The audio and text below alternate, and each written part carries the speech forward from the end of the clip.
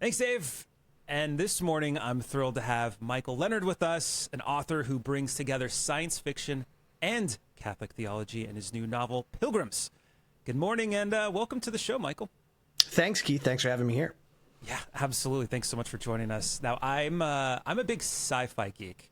And so when I saw Matt Fradd recommend your book, Pilgrims, that got my attention. But the book cover, which shows a very large spacecraft hovering over the Vatican, that really piqued my interest. But for those that are listening who might not be familiar and like, what is Keith even talking about? Michael, could you give us a brief synopsis of Pilgrims? Yeah, so Pilgrims is a sci-fi novel written by me. It's a sci-fi retelling of St. Augustine's Confessions, which some might be familiar with, a book written around 400 AD. It is kind of like a play on the typical aliens come over major cities. They land and they say, take me to your leader. But instead of the White House, they land at the Vatican and say, we want an audience with the Pope. And it follows the story of a singular individual, Austin DeSantis, who's a washed up Latin teacher who has had a pretty rough go of things and gets thrust into the center of this humanity's first contact with an alien race. Yeah, what's really fascinating is that you were able to blend science fiction with, like you said, the reflections from St. Augustine's Confessions. What sparked the whole idea to write Pilgrims in that manner? And were you aiming to create something to evangelize the Catholic faith? I actually wrote something for a general readership. And if you look at a lot of my reviews, they're mostly from non-Catholics. Obviously, I've gotten some love from my fellow Catholics. I myself was born Catholic, fell away, and I call myself a revert.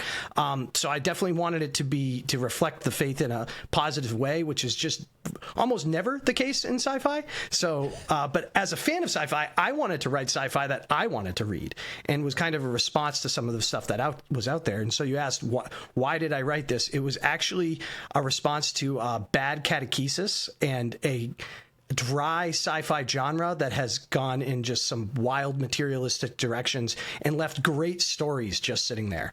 Wow. Yeah. Oh, go ahead. I was going to say, as far as the bad catechesis, I didn't know. I think I'm recalling back to CCD when I was a kid, and I didn't know that Jesus was actually a historical event. You know, the resurrection. I mean, they must have been telling me, but that became as news to me as like a 10-year-old or something. So probably should have had that filtered in a little earlier, but that's when it kind of came to me. And at the time, there's all this stuff on the History Channel about like ancient aliens and, Unsolved Mysteries was a show. And I'm just like, well, there's obviously aliens floating around. That's what all those UFOs are. So they can just kind of tell us what happened back in 30 AD, and we can just put all this to bed, There'll be no more fighting. There'll be no more discord, no more unbelief. Everyone's just going to like pack it away. And so as a child, that made a lot of sense to me. But when I returned to the idea in my 30s, I was like, oh, no, I don't think it would go that way. In fact, I think it would be pretty negative, unfortunately. And I think there's a lot of drama there. So that's partly why I wanted to write the book. Yeah, and what's really interesting, too, is, I can't think of many books or fictional works where the Catholic Church is portrayed positively. It's almost become like a trope where priests or bishops or even the church itself are like the antagonists or they're the bad guys. Why do you think this narrative has become so popular in mainstream media? I think, with regard to sci-fi in particular, and sci-fi has gone from like a niche genre for nerds in the 50s and 60s, Poindexters and so forth, getting sand kicked in their eyes on the beach, to now sci-fi is mainstream. It's synonymous with the same mainstream culture that everyone's taking in. And when sci-fi began, there were literal personalities in the field that were really antagonistic to Christianity and, of course, Catholicism as well at the same time. And so I don't think it was a fundamental part of the genre that you had to be scornful of faith and Christianity in particular, but that's kind of just what happened. And so 50, 75 years later, people think it's a fundamental element where it doesn't need to be. And so a lot of people have said, your book is like the Da Vinci Code for me, but it doesn't hate Catholics. And I'm like, yeah, because It's sad that like all our references are, oh, when the priest character shows up in this sci-fi novel, we know they're going to be a superstitious rube who like gets everything wrong and probably is a hypocrite because they don't actually have their faith. Like we're so conditioned to see that we kind of, even as Catholics, have taken it for granted. If you're into sci-fi, it's just kind of like the price of admission, but there's no reason it has to be that way. And moreover, the metaphysical kind of conflicts that you can bring up when you take faith honestly become way more interesting. And that was partly why I wrote this book.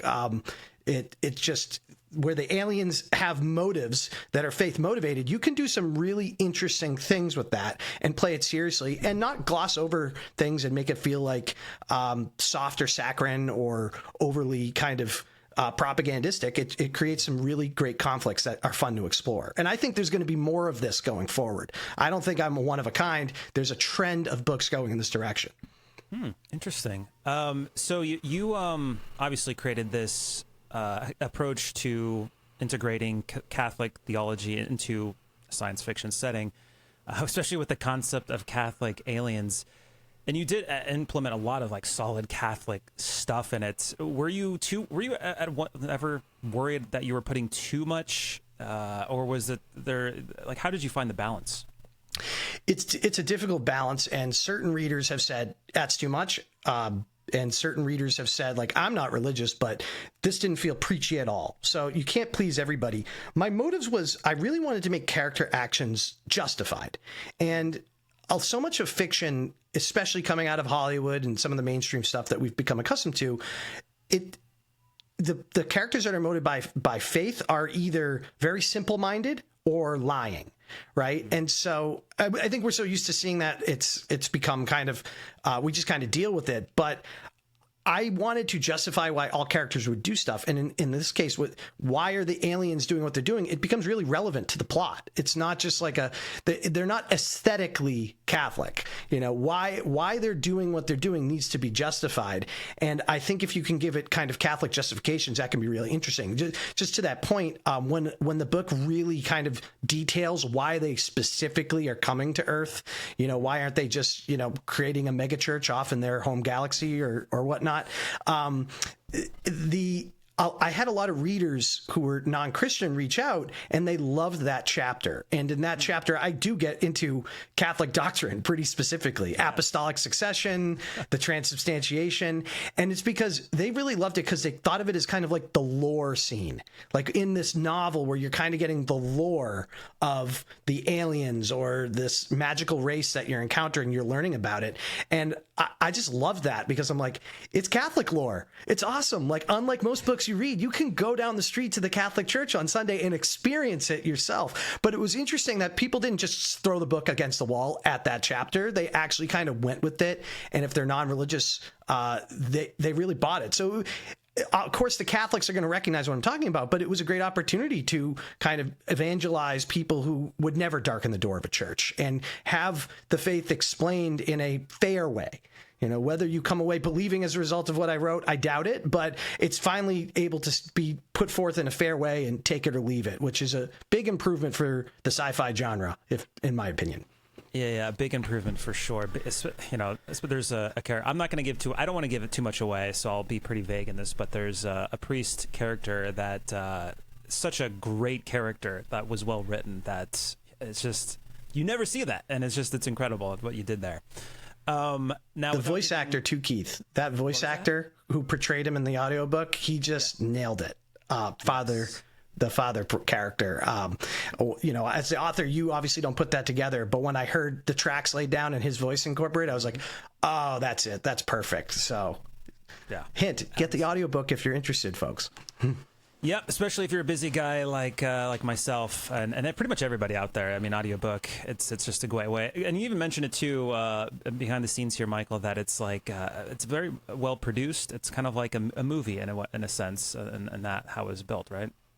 Yeah, the audiobook producer who took it on, he has a certain idea of how to do audiobooks, and it's somewhere between like a graphic, like a radio play and just straight up reading the book, like just the facts, repeat the narrative into a microphone so people can listen to it as opposed to read it. And I think he just gets the blend perfect. And I think it's the future of the medium. He's gotten a lot of success on other books. His name's Jeff Hayes at Soundbooth Theater. And this was definitely an artistic kind of endeavor for him. This is not his typical fare, but he loved the story. And despite being non-religious himself, he's like, this is great. I want to get this out to the world. So I think Jeff is pioneering on this, and you're going to hear a lot more audiobooks sound this way. So if it sounds confusing what we're referring to, just download the audiobook that Keith and I are mentioning, and you can hear for yourself, because I think it really sets itself apart in that sense. Yep, absolutely. Well, for more information about Michael and Pilgrims, you can visit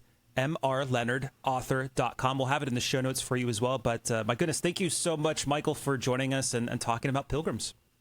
Thanks, Keith. God bless. Back to you, Dave.